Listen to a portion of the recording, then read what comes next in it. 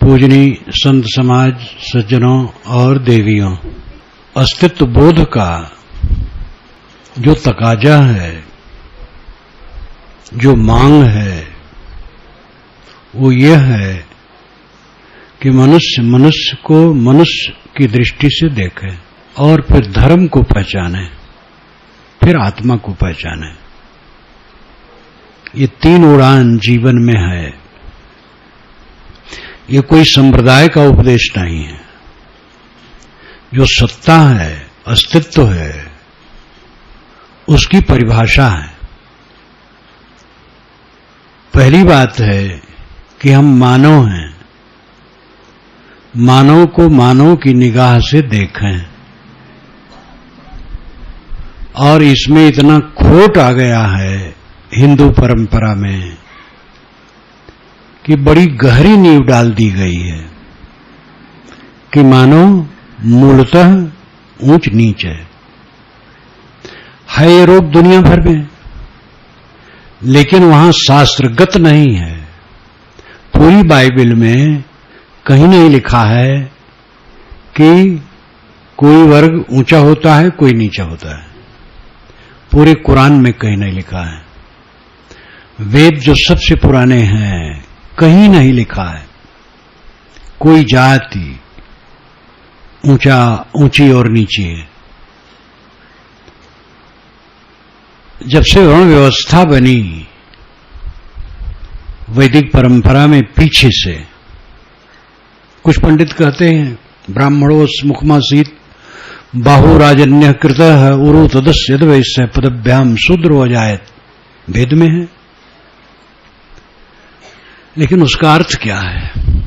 सभी वैदिक विद्वान मानते हैं कि ये सूक्त पीछे बना है, उत्तर वैदिक काल में बना है, जब वर्ण व्यवस्था का हल्का हल्का स्वरूप आ गया था। लेकिन इसका अर्थ है विराट पुरुष, पुरुष के विषय में पुरुष सूक्त में है, विराट पुरुष ब्राह्मणोस मुखमासीत, ब्राह्मण उसका मुख था, ये अर्थ है। उस विराट पुरुष का मुख ब्राह्मण था। बाहुराजन्य कृत, और उसके बाहु राजन्य थे, क्षत्रिय। उरो तदस्य वैश्य, और उसके जंघे वैश्य थे।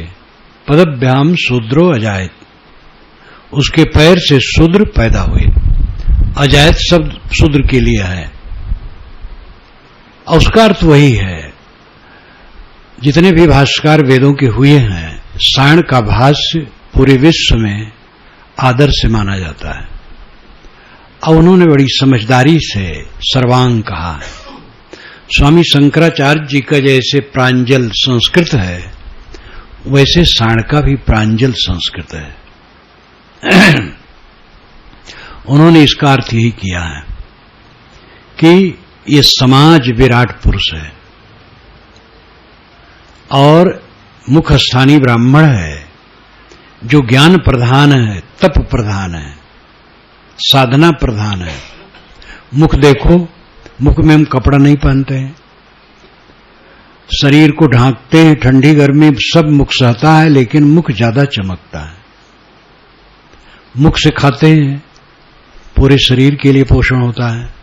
इस प्रकार जो परोपकारी हो और तपस्वी हो, मुख से ज्ञान का प्रवचन होता है। मुख के आसपास ही ज्ञानेंद्रियां खास खास हैं, आंख, नाक, कान, जीभ इत्यादि। मस्तिष्क ऊपर है, और सिर पहले लोग झुकाते हैं।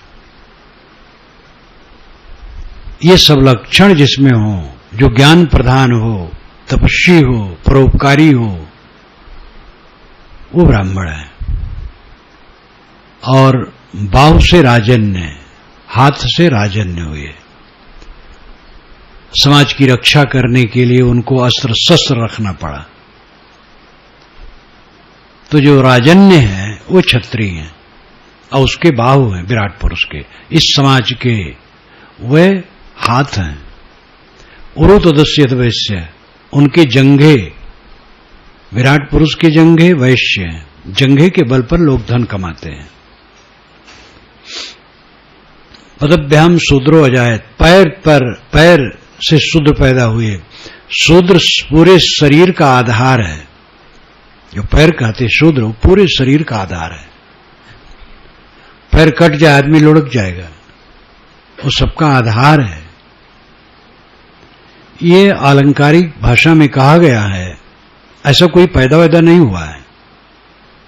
ये विराट पुरुष समाज है और इसमें जो ज्ञानी हैं, तपस्वी हैं, वो ब्राह्मण हैं, और जो राज सत्ता देखते हैं वो क्षत्रिय हैं, जो धनार्जन करते हैं वो वैश्य हैं, और जो श्रमिक हैं वे शूद्र हैं। चारों वेदों में, जबकि ऋग्वेद ही सभी वेदों का प्राण है, लेकिन फिर भी अथर्ववेद बहुत महत्वपूर्ण है। सामवेद तो ऋग्वेद का ही अंश है। सामवेद में अपने कुल 75 मंत्र हैं, बाकी सब ऋग्वेद का है, वो गाने के लिए अलग किया गया है। यजुर्वेद कर्मकांड का है। अंतिम अध्याय 40वां ईश उपनिषद है जो ज्ञान का है। बीच में भी शिव संकल्प 6 मंत्र हैं, बड़े महत्वपूर्ण हैं, लेकिन जिसमें ज्ञान का खजाना है वह है ऋग्वेद और अथर्ववेद। और इन सब में बारंबार पंचजन की चर्चा आती है। पंचजना, पंचजन विदेश के विद्वान वेद के भिन्न अर्थ करते हैं। साणाचार्य जो करते हैं वो ठीक है। वे करते हैं ब्राह्मण, क्षत्रिय, वैश्य, शूद्र, निषाद, ये पंचजन है। मैंने अपने वेद में इनका नाम दिया है ज्ञानी, शासक, व्यवसायी, शिल्पी और श्रमिक। और ये पंचवर्ग के लोग पूरी दुनिया में होते हैं, सदा से होते हैं, सदा रहेंगे। ऋग्वेद में आता है पंच इमिरी जनाः। इमिरी का अर्थ होता हवन करना। पंचजन हवन करते हैं। महाभारत में भी बात आती है कि हवन यज्ञ करने का सबका अधिकार है, लेकिन पंडितों ने घेर दिया, शूद्र कहे जाने वाले तो वहां से दूर रहें, सेवक काम करें। बड़े बड़े यज्ञ होते थे, शूद्र कहलाने वाले से खूब मेहनत लिया जाता था, लेकिन जब यज्ञ मंडप बन गया तो उसमें वो घुस नहीं सकते हैं। धीरे धीरे बड़ी विकृति आई। वर्ण व्यवस्था के अभिशाप ने हिंदू समाज को तोड़ करके रख दिया। आगे शास्त्रों में इतना भर दिया गया कि शूद्र वेद का अधिकारी नहीं है। शूद्र के कान में वेद का मंत्र चला जाए, सुन ले तो रांगा भर देना चाहिए कान में, आंख से पढ़ ले तो आंख फोड़ देना चाहिए, हृदय में मनन हो गया तो हृदय तोड़ देना, मार डालना चाहिए। ऐसा क्रूर उदाहरण दिया गया। श्रुति और स्मृति ये दो भाग वैदिक परंपरा में है। श्रुति में ये नहीं है, अस्मृत में। श्रुत ऋषियों के वचन है और अस्मृत पुरोहितों के वचन है, इसलिए वो विचारणी है। वर्ण व्यवस्था चलती रही, बहुत पहले टूट गई है।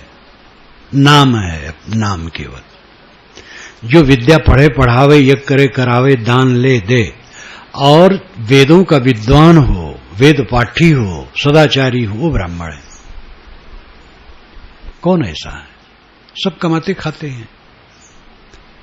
तो ऐसी धारणा यहां शास्त्रों में भर दी गई कि शूद्र कहलाने वाला तो इंसान है ही नहीं, उसकी छाया छूना पाप माना गया। अगर शूद्र की छाया पड़ जाए तो कपड़े के सहित नहाना चाहिए, सचैल स्नान, चैल नाम कपड़ा। पुराणों में, स्मृतियों में बहुत विषाक्त बातें भर दी गई और उसका असर समाज पर खूब पड़ा। और यहां समाज, एक बड़ा समाज को हमने रगड़ दिया, उसकी मानसिकता नष्ट कर दी। वो स्वयं समझ लिया भगवान ने हमारे पाप से हमें शूद्र योनि में जन्म दिया है। शूद्र कोई योनि होती है? शूद्र और ब्राह्मण के लड़का लड़की से बच्चे पैदा होते हैं, लेकिन गाय और भैंस से थोड़े बच्चे पैदा होते हैं। उनकी खानी अलग है। शूद्र ब्राह्मण की खानी कोई अलग होती है? खानी मनुष्य की एक है। लेकिन लिख लिख करके हजारों वर्षों से उन पंडितों को भी कुछ होश हवास नहीं आया, लिखते गए और कोई विचार नहीं किया। बीच बीच में थोड़ी थोड़ी बात आई है। तथागत बुद्ध ने इसको मीठे स्वर में स्वीकारा। महावीर स्वामी ने भी ऐसा थोड़ा किया।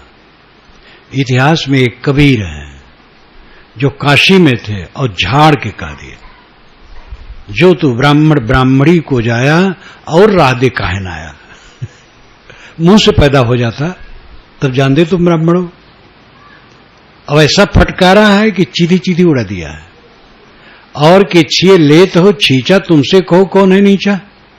और छू ले तो पानी छिड़कते हो, म पवित्र पवित्रो आ सर्व अवस्थांगत हो स्मृत पंडरीकाक्षम बाह्य बंदर शुचि ही। तो साहब कहते तुमसे कौन नीचे।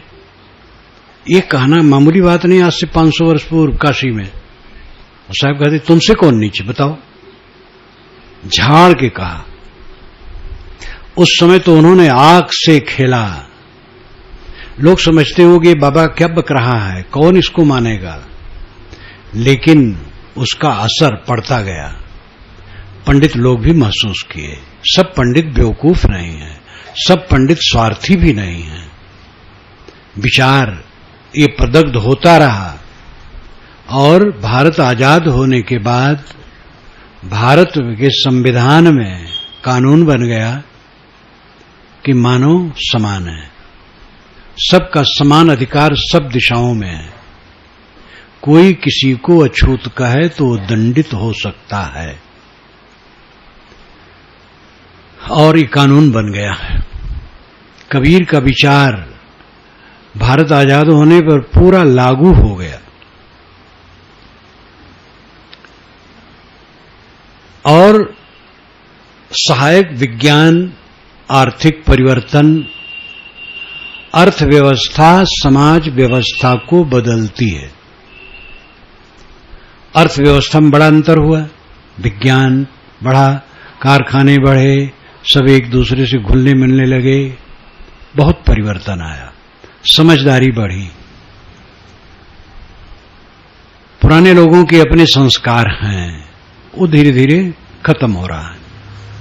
नए लोग इसको नहीं मानते हैं, मनुष्य मानते हैं। हाँ, झूठा अहंकार गांठने के लिए तो हम ब्राह्मण हैं, हम क्षत्रिय हैं, झूठा अहंकार गांठने के लिए।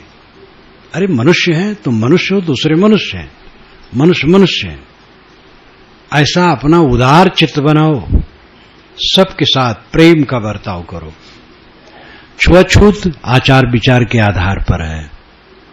सफाई स्वच्छता की बड़ी जरूरत है, लेकिन वर्ग के नाते अछूत है। एक ब्राह्मण मांस बनाए पकाए तो खा सकते हैं, और एक जिसको आप शूद्र कहते हो रोटी बनाए तो नहीं खा सकते। कौन सी समझदारी है। दूध तो हम लोग सब पीते हैं, बछड़ा का जूठ रहता है, सब जानते हैं।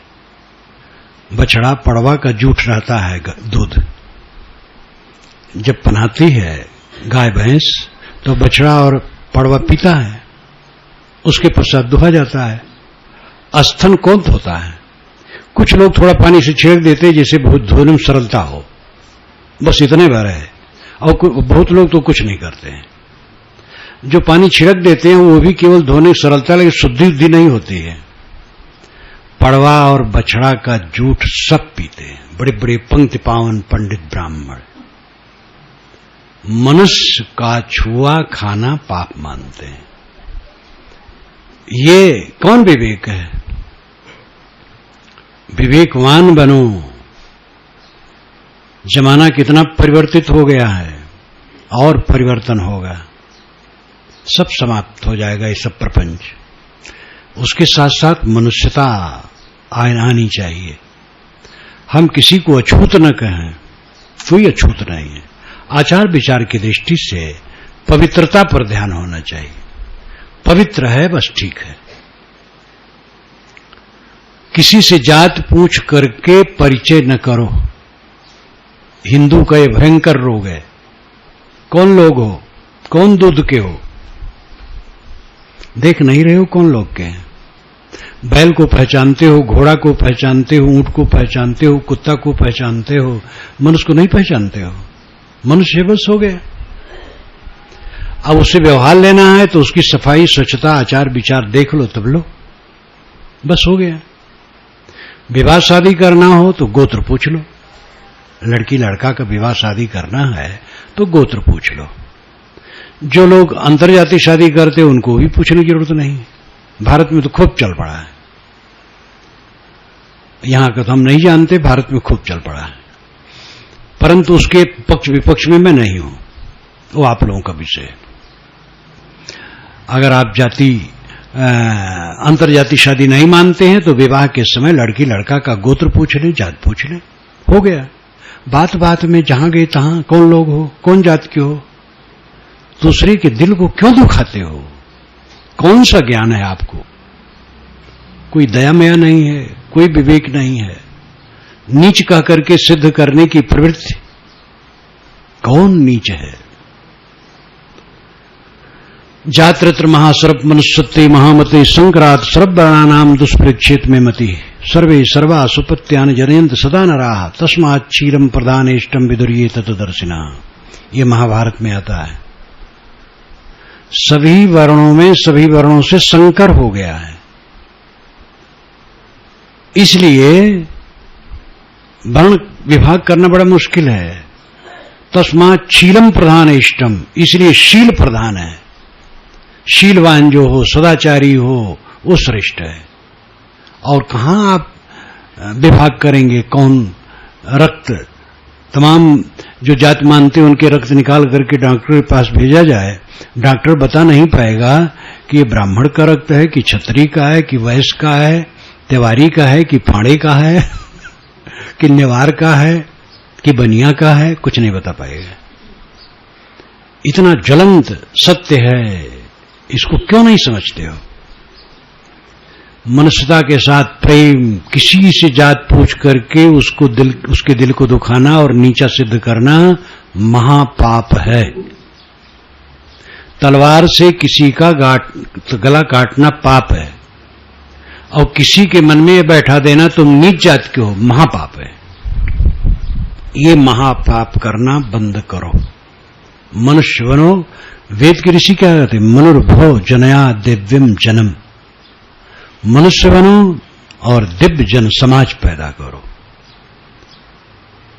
ये पहली शर्त है। मनुष्यता का प्रेम, मनुष्य से सुंदर बर्ताव, फिर अन्य प्राणियों के साथ करुणा।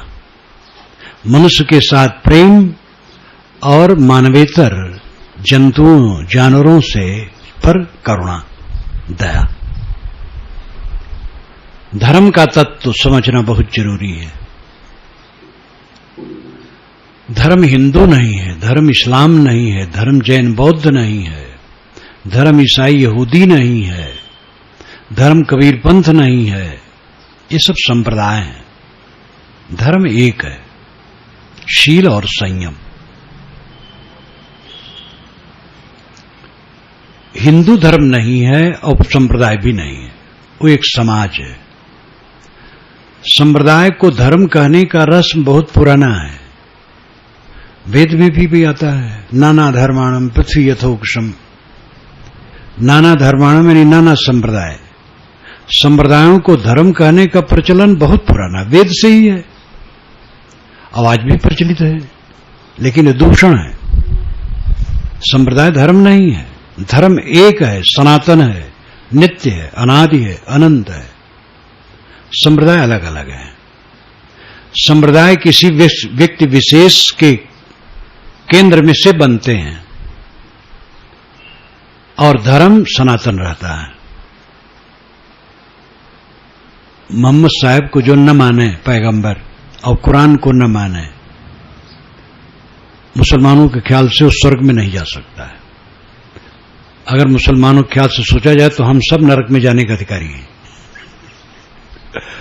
ईसाई कहते जो ईसा मसीह को पैगंबर नहीं मानता और ईश्वर का पुत्र और नई बाइबल नहीं मानता है, वो स्वर्ग में नहीं जा सकता है। कट्टर राम उपासकों को छोड़ करके किसी का मोक्ष नहीं मानते हैं।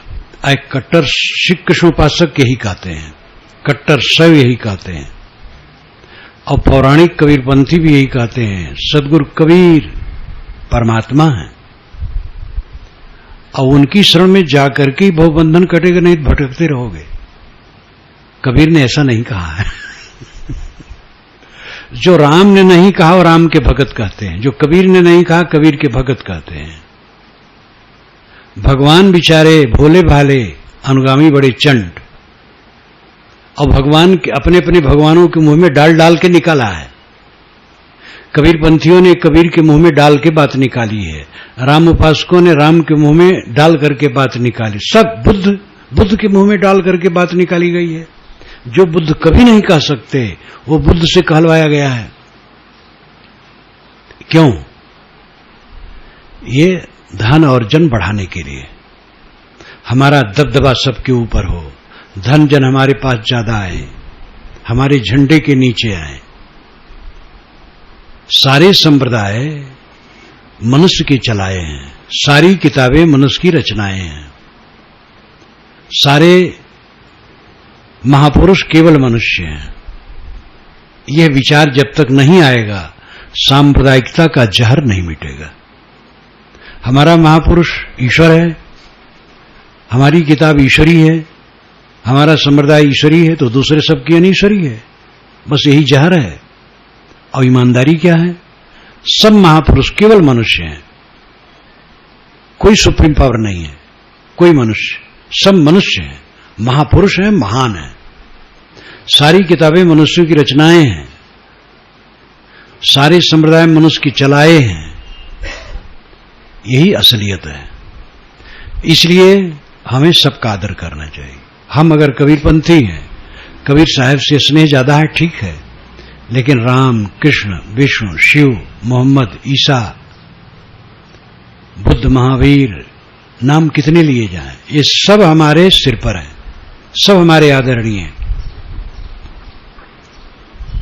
ये भाव जब तक नहीं आए, धर्म क्या है? धर्म कटुता, जहर, कि दूसरे सब नरक में जाएंगे। ये बावेला फैला करके धार्मिकों ने इतना तांडव किया है कि घृणा फैलाई है और कुछ नहीं किया।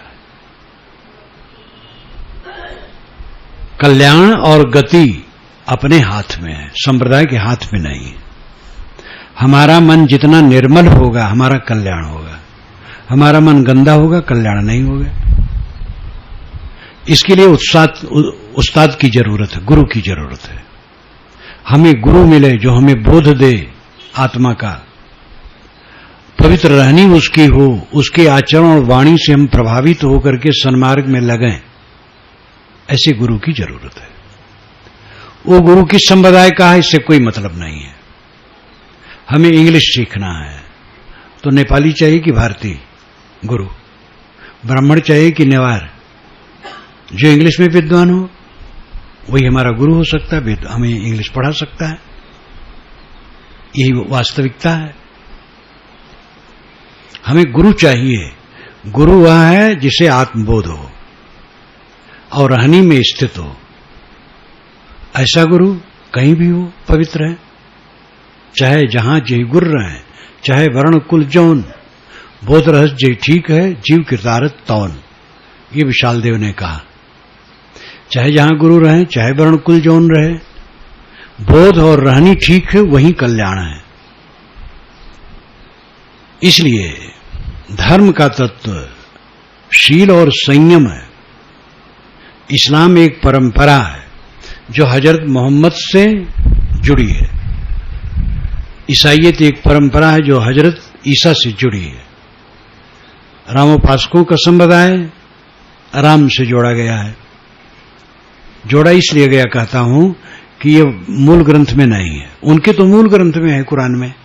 मोहम्मद को न मानो तो कुछ मतलब नहीं, और नई बाइबल में है जो ईसा को न मानो तो कोई बात नहीं, कुछ रही नहीं गया। हमारे वेद में किसी का महत्व नहीं है, ज्ञान का महत्व है। चारों वेदों में कहीं किसी व्यक्ति को सर्वे सर्वा नहीं बताया गया है, किसी व्यक्ति को नहीं बताया गया। ऋषि आदरणीय है, लेकिन कोई हमारी उपासना के केंद्र में नहीं है। उपासना के केंद्र में आत्मा है और बाहर गुरु है, ऋषि है, आचार्य है। तो आत्मबोध चाहिए, आत्मशोध चाहिए।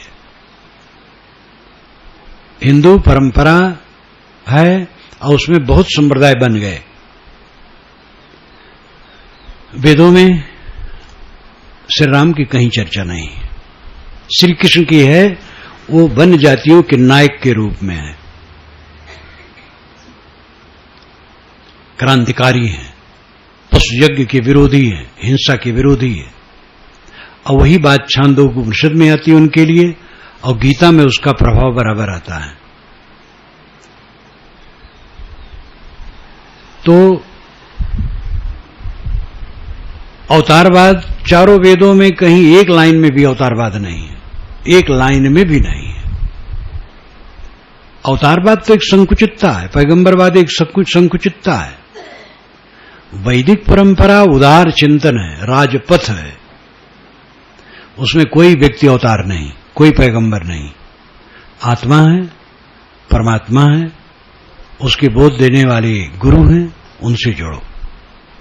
आत्मा से अलग परमात्मा है, ये भी विचार है, और आत्मा ही परमात्मा है, ये भी विचार है। दोनों विचार हैं वैदिक परंपरा में। लेकिन अंततः पक्का वही माना जाता है, अहम ब्रह्मास्मि, मैं ब्रह्म हूं। परमात्मा अलग नहीं माना जाता अंतिम विचार में। अलग मानते हैं, वो अलग मान के उपासना करें, कोई हर्ज नहीं है। लेकिन कोई व्यक्ति हमारी उपासना के केंद्र में नहीं है। गुरु की उपासना एक मर्यादा तक है, एक सीमा तक है। गुरु से जुड़ना, सेवा करना, आज्ञा मानना, विनम्र रहना, उनके उपदेश के अनुसार चलना, ये सब उपासना है। ध्यान के लिए कोई अपने गुरु का ध्यान कर सकता है, लेकिन जीवन भर गुरु का ध्यान करते करते बेड़ा पार होगा। गुरु का ध्यान क्या, वो भी है तो हाड़ मांस का शरीर है। उससे हट करके आत्मनिग्रह में आना होगा। इसलिए गुरु की उपासना की एक मर्यादा है। परम उपासना आत्मा ही की है, आत्मलीन होना। तो धर्म का तत्व संयम और शील है। अपने पर कंट्रोल और दूसरे के लिए कोमल बर्ताव। जो अपने पर जितना कंट्रोल करेगा वो दूसरे के साथ उतना कोमल बर्ताव कर सकेगा। जो जितना लंपट होगा उतना क्रूर होगा। जितना अंधकार में होगा, स्वार्थ बुद्धि वाला, उतना वो दूसरे की बुराई करेगा, दोष देखेगा, उसकी आलोचना करेगा, उसकी चीज छीनेगा, मारपीट भी करेगा। जितना उसका स्वार्थ बढ़ता जाएगा उतना वो क्रूर होता चला जाएगा, और जितना अपने पर कंट्रोल करेगा उतना विनम्र होता चला जाएगा, उतना वो दूसरे के लिए हितकर होता चला जाएगा। धर्म संयम और शील है। अपने पर संयम और दूसरे के लिए शील का बर्ताव। मन को, वाणी को, इंद्रियों को बस में करो। मीठा बोलो, कटु कभी न बोलो। किसी के दिल को दुखाने का काम न करो। दूसरे के गुणों में दोष न खोजो, पर निंदा न करो। जो कोई करता है अपना जाने, हम न करें, किसी को तकलीफ न दें। दूसरे द्वारा ऑब्जेक्शन आए हुई बातों को सहें, क्षमा करें, स्वयं उलझे ना, सिर झुका के चलें। यह धर्म का तत्व है, संयम और शील। बाकी संप्रदाय, समाज, सबके जितने संप्रदाय दुनिया में हैं ये 2500 वर्ष के अंदर के सब हैं।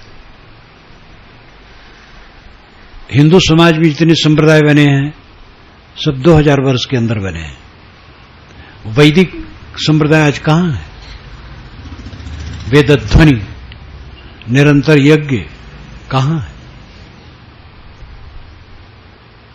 इंद्र, मरुत, वरुण, अश्विनी, उषा, दधिक्रा, इन सब की उपासना कहां होती है? आज वंदना कहां होती है? आज राम, कृष्ण, विष्णु, शिव, गणेश, हनुमान, ये सब की होती है। और ये कोई वैदिक नहीं है, वेद में इनकी कोई चर्चा नहीं है। तो ये परिवर्तनशील है उपासना बाहर की। मनुष्य का मस्तिष्क देवताओं के निर्माण का विशाल कारखाना है। मनुष्य देवताओं को बनाता है और बदलता है। वैदिक ऋषियों ने जितने देवताओं की रचना की, हम वैदिक पुरुष के ही अनुगामी बच्चे हैं, उनको पूछते भी नहीं हैं। सबसे बड़ा देवता इंद्र है। ऋग्वेद सबसे बड़ा वेद है और पहला वेद है, और उसमें 1/4 में इंद्र की महिमा है। और उस इंद्र को आज हम लोग कोई पूछता है? कहीं नहीं, कोई नहीं पूछता है। कैसा परिवर्तनशील है। और उस जमाने में रामकृष्ण का पता नहीं था, वे आज पूजे जा रहे हैं। हनुमान जी पूजे जा रहे हैं, और नए नए अब नए नए बनते चले जा रहे हैं। वो साईं बाबा जो शिरडी के थे, त्यागी थे, अच्छे संत थे, अब उनके पीछे कुछ लग गए हैं लोग। उनको आनंद ब्रह्मांड नायक कहते हैं। बराबर छपता है, कैलेंडर में छपता है अनंत ब्रह्मांड नायक। अब बेचारे एक संत थे, जर्जर हो गए थे, जब चलते दोनों हाथ उनका पकड़ करके लोग टिकाते थे। अब अनंत ब्रह्मांड नायक हैं। ये पढ़े लिखे लोग अगर उल्टी बुद्धि होती है तो समाज की आंखों में धूल झोंकते हैं। पढ़े लिखे लोग बड़े भयंकर होते हैं अगर बुद्धि बदल जाए तो, और यही सारा षड्यंत्र करते हैं। वे अनंत ब्रह्मांड नायक हैं। अनंत ब्रह्मांड नायक कौन है? कोई आदमी अनंत ब्रह्मांड नायक होता है? लिख गए हैं लोग अवतारवादी। गोस्वामी जी ने लिखा है कि राम के रोए रोए में अनंत ब्रह्मांड लटका है। तब शिरडी के बाबा अनंत ब्रह्मांड नायक क्यों न हो? और कबीर साहब क्यों न हो? कबीरपंथी क्यों पीछे रहे?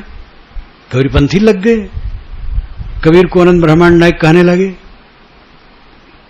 ये सब इतना तांडव है और इतना अंडबंड है कि ज्ञान के क्षेत्र में भ्रम पैदा करना है। विवेकवान बनो, अंधविश्वास से ऊपर उठो, सही निर्णय को ग्रहण करो। धर्म शील संयम है। हिंदू धर्म, हिंदू शब्द चारों वेदों में हिंदू शब्द नहीं है, समस्त शास्त्रों में नहीं है, वैदिक साहित्य में भी नहीं है, रामायण महाभारत में भी नहीं। गोस्वामी जी ने रामचरितमानस अभी 400 वर्ष पूर्व लिखा है, लेकिन उन्होंने भी हिंदू शब्द उसमें नहीं रखा। हिंदू शब्द का प्रचलन 2500 वर्ष से हुआ है। हिंदू शब्द बुरा नहीं है, अच्छा है। ये ईरानी भाषा का शब्द है। आप किसी कोश में पढ़िए, हिंदू जहां लिखा होगा आगे फा लिखा होगा। फारसी भाषा का यह शब्द है, संस्कृत का नहीं है, और समस्त भारतीय भाषा का नहीं, नेपाली का भी नहीं है। ये फारसी भाषा का शब्द है। ईरान वालों ने सिंध नदी को हिंद नदी कहा, इस देश को हिंद देश, यहां के लोगों को हिंदू, तब से हिंदू शब्द प्रचलित हुआ। हमारे पूर्वजों ने स्वीकारा, बुरा नहीं, अच्छा है। हिंदू कोई धर्म नहीं, हिंदू एक समाज का नाम हो गया। पहले ब्राह्मण क्षत्रिय वैश्य शूद्र कहते थे, एक नाम मिल गया, अच्छा हुआ। तो धर्म के तत्व को समझने की जरूरत है। कोई अमुक नाम जपता, अमुक मंत्र जपता, अमुक देवता को मानता, उसका विचार है, मान सकता है, लेकिन उसमें संयम न हो, शील न हो, तो कोई उसको अच्छा नहीं मानेगा। एक हिंदू है, राम राम खूब कहता है, माला खूब पहने, खूब चंदन लगाए, राम नामी चादर ओढ़े है, लेकिन ईमानदार नहीं है, तो हिंदू लोग ही उस पर विश्वास नहीं करेंगे। और वहीं एक मुसलमान है, ईमानदार है, तो अपनी थाती रखना होगा तो उसके पास रखेंगे, उसके पास नहीं रखेंगे। मुसलमान कोई बड़ा नमाजी है, बड़ा अल्लाह अल्लाह कहता है और ईमानदार नहीं है, तो मुसलमान उस पर विश्वास नहीं करेंगे। श्री विशाल साहब के शिष्य दस्तगीर थे, बाराबंकी में मुस्लिम जुलाहे थे, और शहादतगंज गांव में रहते थे, जो कहते थे 1000 घर वहां जुलाहे। मैं कभी गया नहीं, सुना हूं। दस्तगीर से तो परस्पर खूब रहा। तो दस्तगीर ईमानदार वे सदगुरु विशाल साहब के शिष्य हो गए, कट्टर भक्त, सदाचारी, पारखी। मुसलमान लोग कह रहे तो काफर हो गया, परंतु वे दृढ़ रहे। लेकिन वही मुसलमान लोग जब थाती रखना हो तो उन्हीं पास आते थे, कहते थे ईमानदार काफिर ईमानदार है और जो मुस्लिम है ईमानदार नहीं है। तो मुस्लिम शब्द हिंदू शब्द से काम थोड़े चलेगा। ईमानदारी चाहिए, सत्यता चाहिए, अपने मन इंद्रियों पर संयम, दूसरे के लिए शील का बर्ताव, यही सार रूप में धर्म है। अब अंतिम बात थोड़ी सी अध्यात्म की। मानव समाज में हम सहस्तित्व की भावना रखें, सबको मानव समझें, किसी को नीच न कहें, किसी के साथ दुर्व्यवहार न करें। मैंने कहा था पहले, ऊंच नीच की भावना पूरी दुनिया का रोग है। शिया सुन्नी एक दूसरे को नीच कहते हैं, ईसाइयों में एक दूसरे को नीच कहते हैं, काले गोरे का चक्कर, और सब जगह ये रोग है। लेकिन ये रोग उनके शास्त्रों में नहीं है, हमारे यहां शास्त्रों में हो गया, वेदों में तो नहीं है, पीछे स्मृतियों में, पुराणों में भर गया, इसलिए भयंकर कैंसर हो गया। अब ये कैंसर अच्छा हो रहा है और सब ठीक हो जाएगा धीरे धीरे। विशेष अहंकार तो हमें अपने चित्त से निकालना पड़ेगा। एक ही घर में है, 4 लोग हैं, अपना अपना अहंकार है।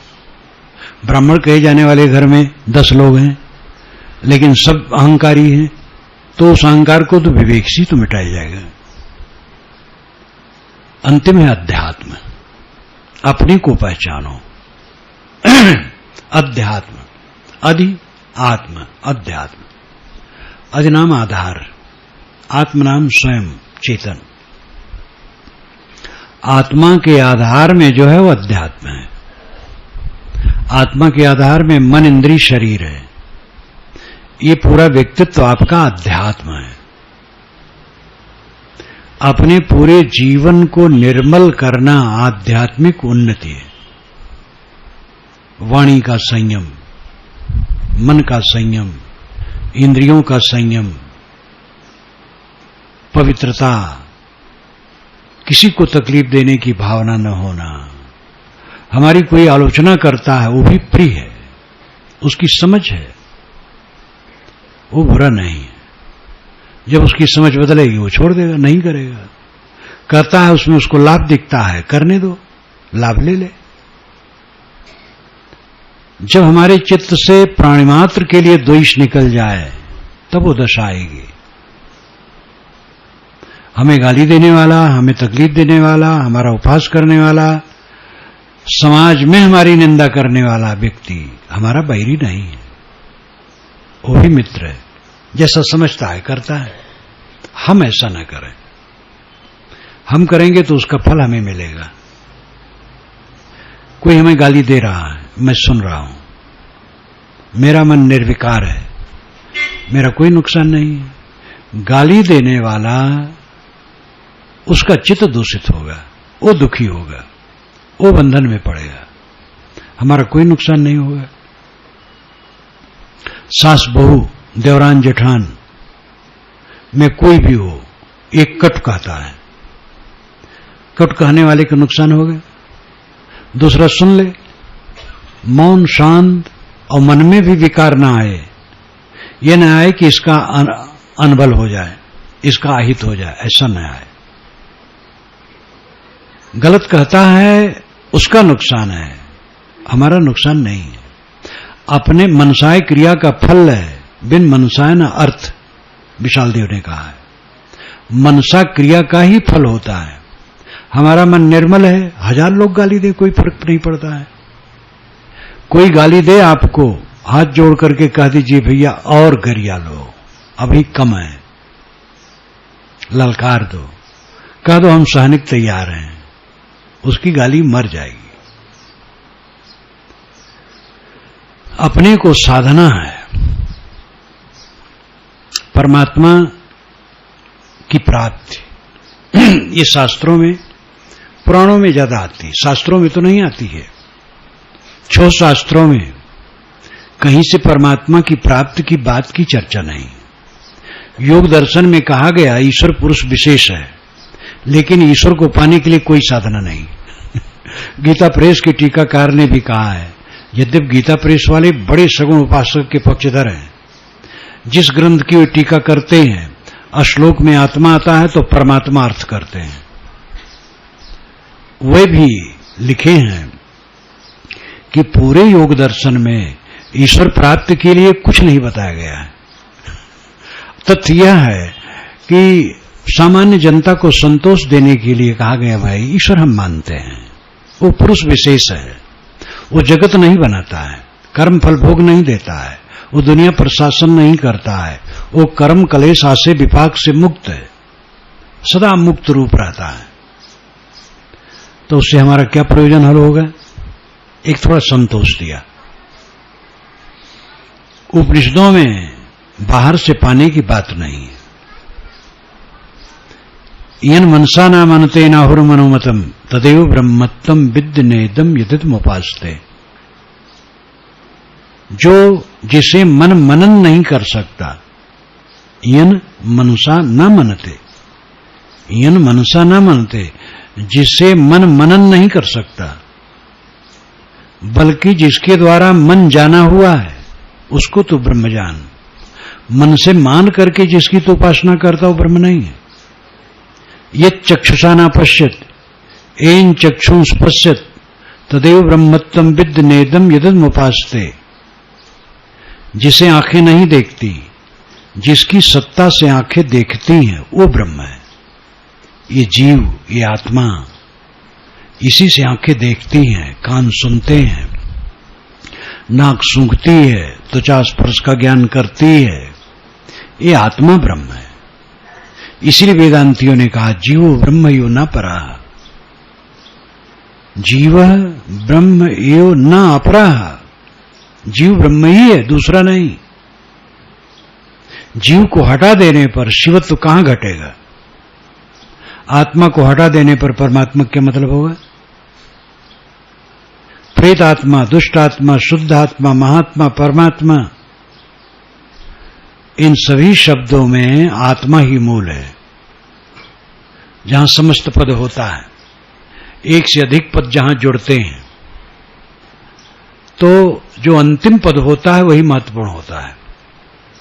जैसे प्रेत आत्मा, प्रेत नाम गया हुआ, आत्मा नाम जीव। गया हुआ जीव को प्रेतात्मा कहते हैं। दुष्ट आत्मा खराब स्वभाव का आत्मा, शुद्ध आत्मा अच्छे स्वभाव का आत्मा, महात्मा इंद्रियजीत आत्मा, परमात्मा गुणातीत आत्मा, जिसके सारे विकार धुल गए, वो परमात्मा। आत्मा छिद्र की तुक्त संयुक्त प्राकृत गुण तैरेव तो विनिर्मुक्ता परमात्मे तो उदाहरता है। ये महाभारत में आता है। प्रकृति से जुड़ा होने की वजह से इसको आत्मा कहते हैं। जब प्रकृति का मोह छोड़ करके अपने आप में स्थित हो गया तब इसको परमात्मा कहते हैं। ये मैंने पहले कहा कि ये विचार है कि परमात्मा अलग है, हम अलग हैं, उसकी उपासना करना है। लेकिन प्रौढ़ विचार, प्रौढ़ सिद्धांत है कि बाहर नहीं है, अपने आप है। बाहर परमात्मा तो उसको हम कैसे पाएंगे? पाने वाली चीज छूट जाती है, प्रकृति का विधान है। जो मिलेगा छूट जाएगा। उधारी का सौदा कब तक खाओगे? अपना सौदा होना चाहिए। परमात्मा बाहर नहीं है, आत्मा परमात्मा है। इसलिए पाना नहीं है, रुकना है, ठहरना है, अपने को संभालना है। कुछ लोग कहते महाराज ये दुनिया किसने बनाई? अरे दुनिया किसने बनाई इसका था आज तक कोई नहीं पाया। हम लोगों का जीवन क्षणिक है। हम ये सोचे हमारे मन का काम, क्रोध, लोभ, मोह किसने बनाया? हमने बनाया। उसको काटे और सुखी हो। दुनिया जो बनाई वो भोगता होगा झंझट। आप एक छोटा घर बनाते हैं और उसी में उलझे रहते हैं, और इतनी बड़ी दुनिया जो बनाई होगी वो अपना भोगता होगा, वो जाने। हम क्यों परेशान हो? जो हमने शरीर बनाए हैं इसको ठीक करें। काम करने की चीज का लोग नहीं करते हैं। दुनिया किसने बनाई है? पहले मुर्गी की अंडा? मुर्गी पहले है, बिना अंडा के कहां? हाँ पहले अंडा है, तो बिना मुर्गी कैसे? तो पहले कौन है? मुर्गी से अंडा, अंडा से मुर्गी, बीज से वृक्ष, वृक्ष से बीज, सब कुछ प्रवाह रूप सदा से है। पहले पीछे कहां है? भौतिक द्रव्यों में उनके गुणधर्म, क्रिया स्वाभाविक, अनादि, स्वगत निहित है। जल का शीतत्व जल में है, आग की गर्मी आग में है, पृथ्वी की कठोरता पृथ्वी में है, वायु की कोमलता वायु में है। सभी द्रव्यों में जो क्रिया है वो क्रिया ही उनकी संपत्ति है। द्रव्य है और गति है, इससे जगत निरंतर क्रियाशील है। ये कोई एक बैठा हुआ इसको चला नहीं रहा है। भावुकता है कि कोई पानी बरसा रहा है, तब नहीं पानी बरसता है तब हिंदू लोग हवन तर्पण में लगते हैं। हवन तर्पण से कहीं पानी बरसता है? और मुसलमान लोग भी खूब अल्लाह को पुकारते हैं। ईसाई लोग भी मालूम होता अल्लाह सो गया है।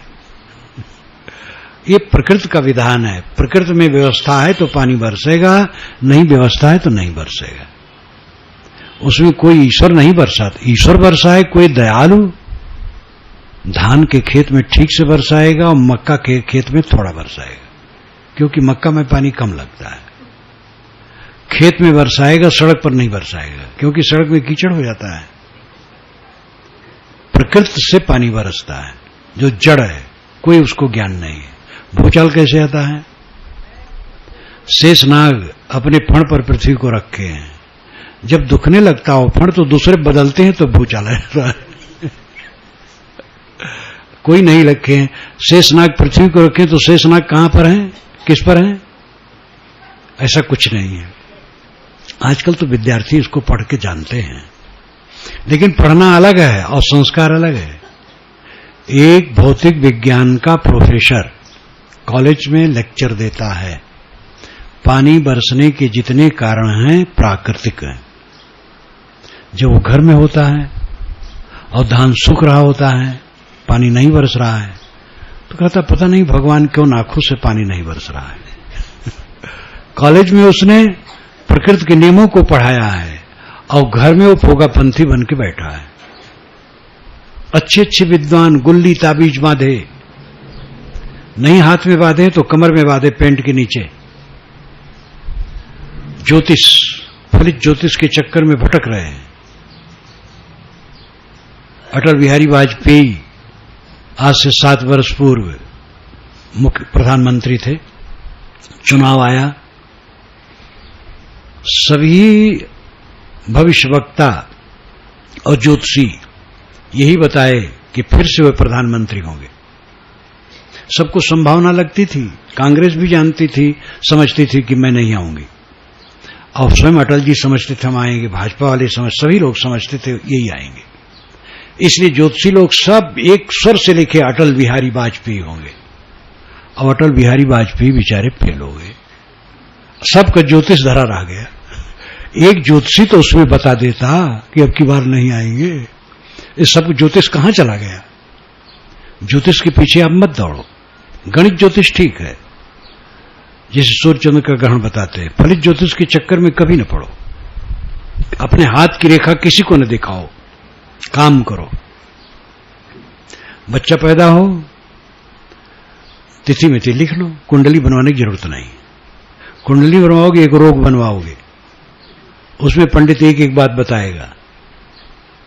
एक हमारे शिष्य को, जो कि महिला है, अब है कि नहीं, बहुत दिन हुआ नहीं जा पाया, अयोध्या के पास क्षत्रियों का गांव ज्यादा है, वो छत्राणी बूढ़ी, उसका एक ही लड़का 22 वर्ष का। जब मैं पहुंचा उस दिन 7 दिन वहां रहा, तब ज्यादा रहा करता था, अब बढ़ गया प्रचार तो अब उतना नहीं रह पाता हूं। काठमांडू में भले इतना रह लिया। तो जैसे पहुंचा तैसे कही, साहब पंडित ने बताया है कि लड़के पर बहुत भारी ग्रह है, पूजा बताया है काटने के लिए। तो महाराज हम तो खेत बेचे तो हम उसको कर पाएंगे। अरे हम कहे कुछ ग्रह नहीं है, तुम निश्चिंत रहो। तो 7 दिन में रहा, रोज प्रवचन में कुछ न कुछ इसको कही देता था, कुछ नहीं किया। अब उसके बच्चे के बच्चे, कुछ नहीं हुआ। पंडित अपना दोषी नहीं है, उसे लिखा है तो वो बताता है, स्वयं पंडित फंस जाता है। पंडित के घर में बच्चा पैदा हुआ और वो 27 पड़ गया। तो पंडित बताते हैं कि पिता उसकी आवाज न सुने बच्चे का। पंडित चतुर ये नहीं कहता माता उसकी आवाज न सुने, क्योंकि माता के गोद में बच्चा है। अरे भाई अपराधी है तो माता ज्यादा है, वो पैदा किया है, लेकिन नहीं, पिता आवाज न सुने तब वो चक्कर डालते हैं पूजवाने के लिए। मैंने 27 पूजन देखा है अपने आंखों से, जहां मेरा जन्म हुआ उसी घर में। बकवास। कोई आकाश मंडल में आपके ऊपर तैर नहीं रहा है जो आपको तकलीफ दे और सुख दे। हमारे आपके कर्म अपने हैं, वही आते हैं फल, उसको सुधारो, निश्चिंत रहो। ग्रह दशा लगन मुहूर्त दिखाने के चक्कर में न रहो, ज्योतिष फल ज्योतिष के चक्कर में न रहो, निर्भय रहो। भूत प्रेत नाम का कोई जानवर नहीं होता है। काठमांडू में भूत प्रेत हो तो उनको ला करके हमारे सिर पर करवा दो, जितने भी हो, कोई भूत प्रेत नहीं होता है। अंधविश्वास से रहित देवी देवता ये प्राणी है, सबके साथ सुंदर बर्ताव करो। आत्मा परमात्मा है, अपने मन को समेटो, अंतर्मुख हो। पाना नहीं है, छोड़ना। वासना छोड़ो। अंतिम समाधि क्या है? संकल्प शून्य हो जाना। चश्म बंदो, गोश बंदो, लब्य बंद, गर्नबीनी, सर्रे अकबर, मन बखन, ये रूमी साहब ने कहा है। आंखें बंद कर लो, कानों को बंद कर लो, ओठों को बंद कर लो, इतने पर सत्य के दर्शन न हो तो मेरा मजाक उड़ाना। सनत कुमार ने बहुत पहले कहा है छांदोग्योपनिषद में, यत्र नानद पश्यत नानद श्रृणोत नानद विजाना सब भूमा। जब दूसरे को नहीं देखता, दूसरे को नहीं सुनता, दूसरे को नहीं जानता, ये भूमा की स्थिति है। देखना, सुनना, जानना भी बंद करो। पहले समझो बूझो, फिर अज्ञान दशा में चले जाओ। जान बूझ के तब, पहले नहीं, पहले अज्ञानी न बन जाओ। साहब ने कहा समझ बूझ जड़ हो रहे, बल तज निर्बल होए, काहे कबीरता संत का फला न पकड़े कोई। पहले समझ बूझ ले, फिर जड़ बन जाए, अनाड़ी बन जाए, और सारा बल का घमंड छोड़ करके निर्मानी हो जाए। ऐसे संत का कोई पल्ला नहीं पकड़ सकता है। अनजान में चले जाओ, अज्ञानी बन जाओ।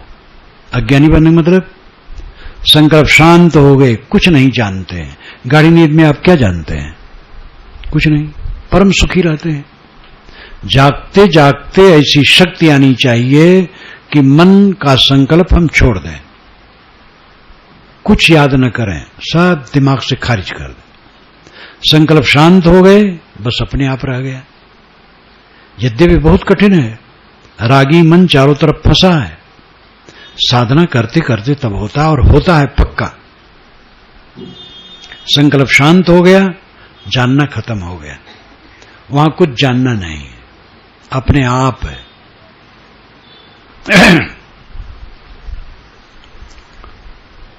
आध्यात्मिक जीवन का लाभ है प्राप्त करना, ये सभी मनुष्यों का अनिवार्य विषय है। क्यों कमाते हैं? खाने के लिए। क्यों खाते हैं? जीने के लिए। क्यों जीते हैं? इसका पता नहीं। कमाते हैं, खाते हैं, जीते हैं, झगड़ा करते हैं, चिंता करते हैं, कलह करते हैं, बुराई करते हैं, राग द्वेष करते हैं, जल जल के मरते हैं। क्या जीवन है? बड़े विद्वान हैं, बड़े ज्ञानी हैं, बड़े अच्छे हैं, चित्त का राग द्वेष नहीं गया है, चित्त की जलन नहीं गई, ईर्षा द्वेष नहीं गया है, काम क्रोध लोभ मोह नहीं मिटे हैं। क्या ज्ञान है? असली ज्ञान है ये सारे विकारों को धो देना। इसके लिए रोज ज्ञान की पुस्तकों का अध्ययन करो, ऐसी बातों को सुनो। सब समय संत तो नहीं मिलते, सुविधा हो गई, विज्ञान ने दे दिया है सीडी, जो ज्ञान के प्रवचन की सीडियां है उसको सुनो, तो जानो श्रवण हो गया। और शास्त्रों का अध्ययन करो, और जो महर्षि संत हैं उनसे मिल करके समझो, पूछो, और रोज साधना करो। बैठो अकेले में, मन को देखो, संयत करो। ये सब काम करते करते मन का कूड़ा कबाड़ झड़ने लगता, घटने लगता है। विषयों की तरफ चंचलता घटती गई, हानि लाभ की खटक घटती गई, राग द्वेष चित्त के शांत होते गए, शिकायत रहित जीवन हो गया। बस बेड़ा पार है। जीवन में शिकायत न रह जाए। रोते रोते आदमी जन्मता है, शिकायत करते करते जीता और पछताते पछताते मरता है। ये जीवन की हार है। रोते रोते जन्मना तो प्रकृति का स्वभाव है, प्रकृति ही मनुष्य की। मनुष्य का बच्चा जन्मेगा तो रोएगा, बैल का बच्चा नहीं रोता है, गाय भैंस का बच्चा नहीं रोता है, कोई जानवर नहीं रोता, आदमी रोता है जन्मते। और मानव घोषणा करता है कि मैं जीवन भर के लिए रोने के लिए जन्मा हूं। अब आदमी जीवन भर रोता है। रंगीन टीवी नहीं है, रो रहा है। दो पहियक गाड़ी है, चार पहियक गाड़ी नहीं, रो रहा है। जानवर नहीं रोता है। जानवर को आप चारा न दो तो भी वो किसी के आने पर शिकायत नहीं करेगा, चुपचाप खड़ा रहेगा, बैठा रहेगा। आदमी शिकायत करता है। अब आदमी जीवन भर शिकायत करते करते मर जाता है। माता पिता की शिकायत, बाल बच्चों की शिकायत, देवरान जेठान बहू बेटे की शिकायत, एक दूसरे की शिकायत। और फिर क्या करें महाराज, जीवन में सुख नहीं मिला, सबसे बड़ी शिकायत। एक करोड़पति मुझे मिले, दोनों प्राणी आए, नमस्कार किए बैठे। दोनों के मुख से संयोग से एक बात निकली, महाराज जीवन में सुख नहीं मिला।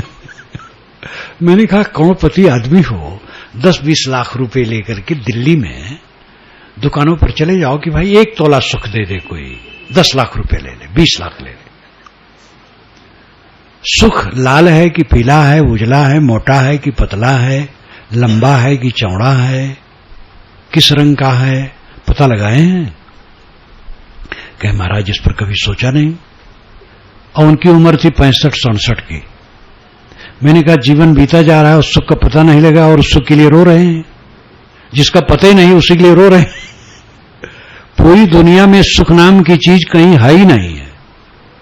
लोहा है, तांबा है, सोना है, हीरा है, मिट्टी है, कोयला है, कपड़ा है, बर्तन है, अनाज है, सुख भी कहीं है।